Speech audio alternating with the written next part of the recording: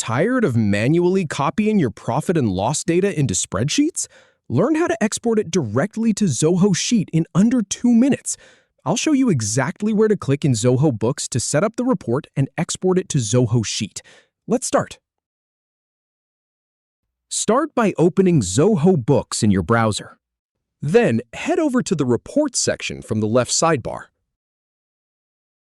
Now, click on Favorites to access your most used reports. Then, select Business Overview from the list.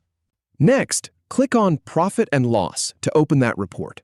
Select the design date range for your report. For example, go ahead and click on This Month. Now, choose your preferred accounting method. For instance, click on Cash to use the cash basis. Once that's done, click on Run Report to generate it.